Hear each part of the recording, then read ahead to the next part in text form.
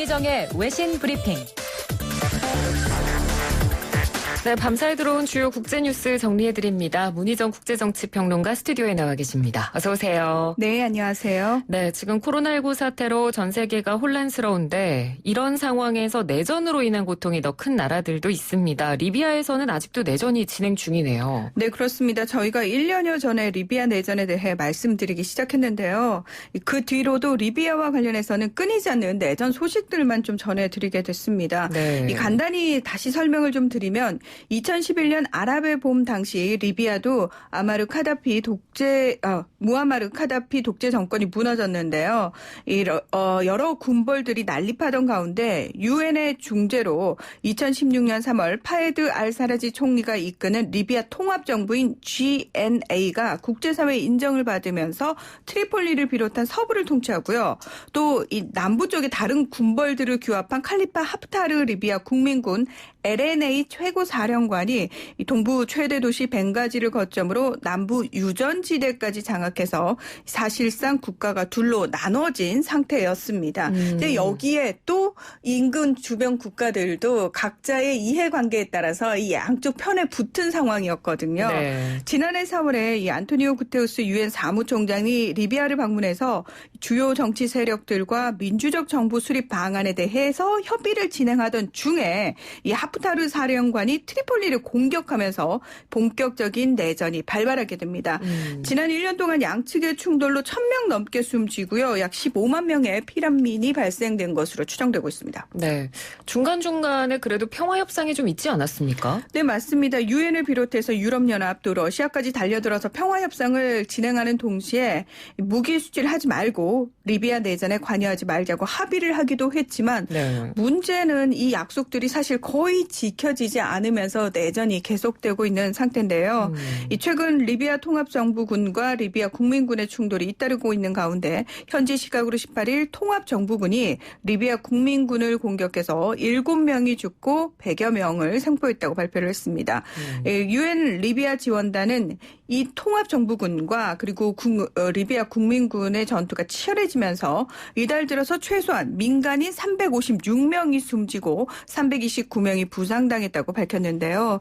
참고로 리비아 당국에 따르면 15일까지 코로나19 확진자 리비아에서는 36명이 나왔고 네. 이들 중에서 1명이 사망을 했습니다. 하지만 문제는 지금 정부군의 통제가 미치는 것이 굉장히 제한적이기 때문에 이 조사 결과를 그대로 믿을 수가 없다는 겁니다. 네네. 이 리비아는 오랜 내전으로 의료 여건이 상당히 열악하기 때문에 전염병이 번질 경우 막대한 피해가 발생할 수 있는데요.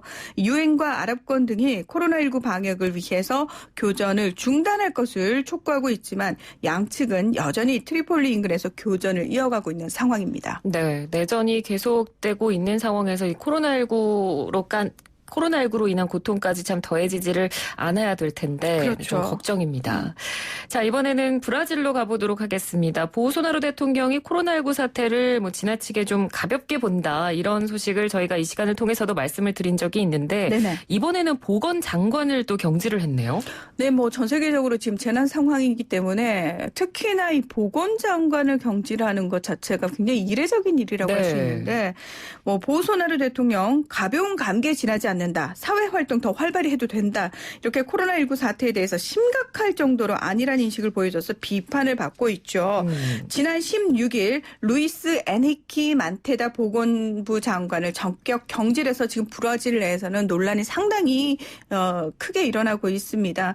이 보소나루 대통령은 만테다 전 장관 해임을 합의 이혼으로 표현하면서 코로나19 대응에 관한 의견 충돌을 교체 결정 배경으로 설명을 했습니다. 예. 그러니까 다시 말해서 만테다 전 장관은 코로나19 확산을 막기 위해서 대규모 사회적 격리를 추진해야 한다. 이렇게 계속해서 주장을 했는데 보소나루 대통령은 고령자와 기저질환자 등 고위험군만 격리를 하고 일반인들은 일터로 복귀해서 경제를 회생시켜야 한다는 이른바 제한적 격리를 주장을 하고 있었던 겁니다.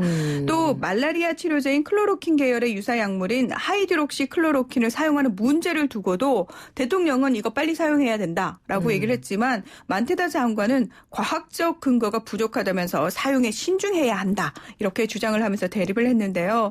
보건부 장관 교체 소식에 상파울루를 비롯한 전국 대도시에서는 냄비 시위가 다시 벌어지는 등 보우소나루 대통령에 대한 국민들의 분노와 반발이 커지고 있습니다. 예. 사실 지난달 17일부터 브라질 전역에서는 보우소나루 대통령 퇴진을 요구하는 시위도 계속 이어지고 있는 상황인데요. 보우소나루 대통령이 저희가 이 시간에도 말씀을 드렸지만 또 지지자들을 향해서 자신을 지지하는 집회를 개최해달라고 공식적으로 요구하는 사람 아닙니까? 네네. 19일에 육군의 날을 빙자를 해서 지지자 집회를 열었습니다. 그런데 문제는 이 지지자들이 마스크를 또 쓰지 않고 전역을 활보하고 다니는 바람에 지금 코로나19 확산이 굉장히 좀 크게 번지지 않겠느냐 이런 우려가 상당히 많이 나오고 있고요. 네. 지금 보우소나루 대통령으로부터 정치권이라든지 법조계 그리고 뭐 대법원이라든지 군부 역시도 저건 지금 너무 심하다. 그러니까 말 그대로 국민들을 생각하는 정치를 하는 것이 아니라 자신만을 위한 정치를 하고 있다라는 비판이 끊이지 않고 있어서 등을 돌리고 있는 상황이라고 할 수 있습니다. 네. 한편 현지 시각으로 18일 기준 코로나19 확진자 이 브라질에서는 전날보다 2,917명이 늘어나서 36,599명이고요. 사망자는 전날보다 206명 늘어나서 2,347명으로 남미에서 가장 많은 수치를 기록하고 있을 뿐만 아니라 확산세도 상당히 가파른 편입니다. 네, 그렇군요. 자, 다음 소식은 일본 소식입니다. 일본이 개학을 했는데 개학한 방식이 조금 이상하더라고요.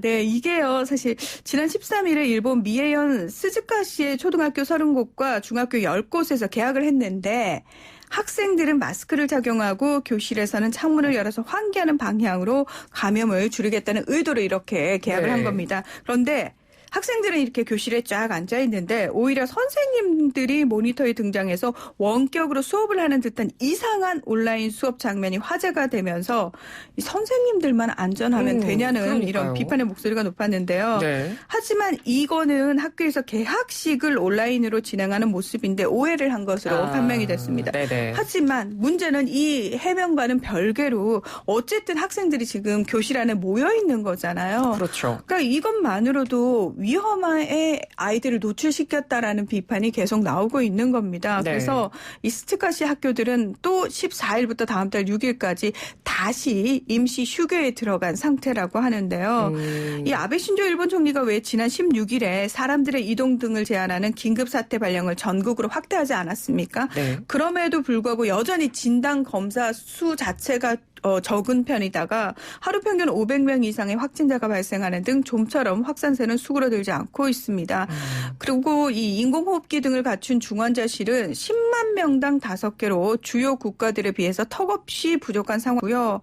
오사카에서는 방역복 대신에 비옷이라도 쓰겠다면서 시민들에게 기부를 요청을 하고 중소병원에서는 직접 마스크와 방역복을 만들어 쓰는 등 의료 현장의 방역 장비 부족도 상당히 심각한 상황이라고 합니다. 네, 그러니까 일본의 의사들조차도 지금 의료 붕괴까지 언급할 정도로 상황이 심각한데 아베 총리는 지금 그 심각성을 제대로 인식하고 있지 못하는 것 같고요. 네네. 지금 경계심을 아직까지는 늦춰서는 안 될 것 같은데 저 중국도 상황이 좀 비슷합니다. 정부 차원에서 여행을 장려를 하고 실제로 노동절에 그래서 여행이 급증할 거다 이런 전망이 제기되고 있다고 하죠. 네, 중국은 소비를 장려시킬 때 쿠폰 발행을 상당히 많이 합니다. 그러니까 다시 말해서 온라인 소비를 진작시키기 위해서는 온라인에서 사용할 수 있는 뭐 쇼핑몰 쿠폰을 현금으로 지급을 한다든지 네. 또는 여행 상품과 관련해서 쿠폰을 많이 지급을 하는 방식으로 지금 장려를 하고 있는데 중국 정부가 주장하는 건 그거죠. 우리는 코로나19 상황이 완전히 종식이 됐다. 그렇죠.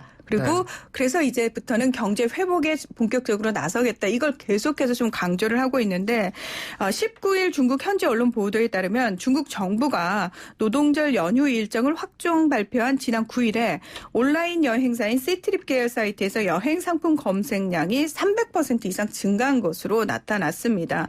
이 올해 중국의 노동절 연휴는 5월 1일부터 5일까지인데 이 코로나19 사태 이후 중국에서 처음 맞이하는 장기 연휴라 필요라는 점에서 그동안의 이 극도의 침체기를 겪은 중국 여행 산업이 회복할 계기가 될 것이다. 이런 전망이 많이 나오고 있습니다. 네.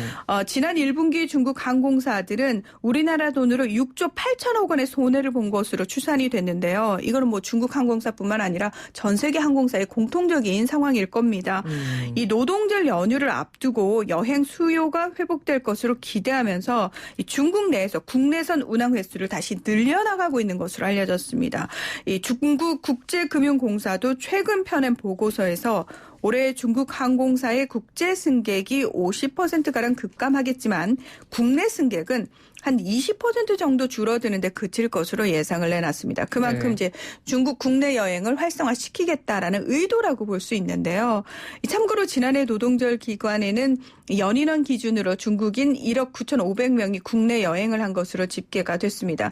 하지만 무증상 감염자가 여전히 발생 중인 우한의 봉쇄가 해제된 가운데 이 러시아와 국경을 맞댄 헤이룽 장성과 남부 광둥성에서 다시 내부 감염 사례가 잇따르고 있어서 노동절 연휴가 이 집단 감염을 다시 발생시키는 것은 아닌지 전문가들은 상당히 우려를 하고 있습니다. 네.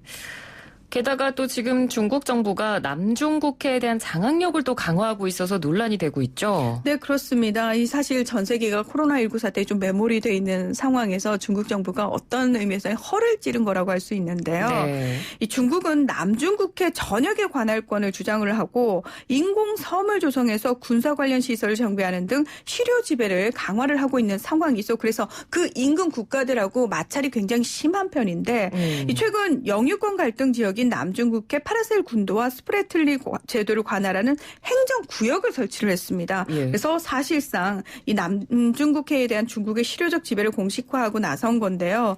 지난 18일에 중국 정부가 인터넷 홈페이지에 하이난성 산사시 산하에 사사구와 난사구를 둔다라는 공문을 올렸습니다. 그러니까 이게 무슨 내용이냐면 이 사사구는 남중국해 내에 파라셀 군도와 인근 암초 등을 관할을 하고요. 난사구는 스프레틀리 제도의 섬과 암초 및 해당 해역을 각각 관할하게 된다는 겁니다. 네. 그러니까 그냥 여기는 우리 땅 또는 우리 권역이야라고 주장만 했다면 여기에 본격적으로 행정구역을 설치를 해서 주소지를 부여를 해버리는 겁니다. 네네. 그래서 뭐 나중에 이 국제사회에서 문제가 됐을 때 아니 우리는 여기에 주소까지 부여해가면서 우리가 관할을 실질적으로 하고 있는데 남의 땅을 가지고 또는 남의 관할 권역을 가지고 왜 문제를 삼느냐라고 얘기를 하는 근거를 만든 거죠. 예. 뭐 사실 2012년에 이미 베트남, 필리핀 등 주변국들의 반발에도 불구하고 남중국해 주요 섬과 암초를 관할하는 산사시를 출범을 시켰는데요. 이번에는 그 산사시 산하에 국급의 행정구역을 추가를 한 거라고 할 수 있습니다. 그러니까 2012년 조치를 강화하고 중국의 관할 지역을 더욱 확고하게 하겠다라는 의미인데요. 네. 이 중국 남중국해 연구소의 캉림 부원장은 남중국해에서 인공섬과 필수 인프라가 잘 갖춰진 만큼 이제는 이 지역의 행정적 통제를 보다 효과적으로 할 수 있는 적기라면서 그동안 거의 매달 남중국해에서 외국 세력과 마찰이 빚어지고 있어서 중국은 자국 영토에 대한 영유권 주장을 강화할 필요가 있다. 그러니까 그런 이유에서 행정구역까지 설치를 한 거다. 이런 주장을 내놓은 건데요. 홍콩 사우스차이나 모닝포스트는 중국이 남중국해 분쟁 섬 장악력 강화에 나섰다면서 이런 움직임은 미국과의 긴장 위험을 더 높일 수 있다고 지적을 했고요. 미국 CNN 방송도 미중이 잦은 충돌을 빚어온 남중국해 해역에서 이 코로나19 사태로 인해 일시적인 미군 철수도 중국에게 굉장히 지금 좋은 기회를 제공을 해주고 있다라고 평가를 했습니다. 네, 알겠습니다. 오늘 소식 잘 들었습니다. 고맙습니다. 네, 고맙습니다. 네, 지금까지 문희정 국제정치평론가였습니다.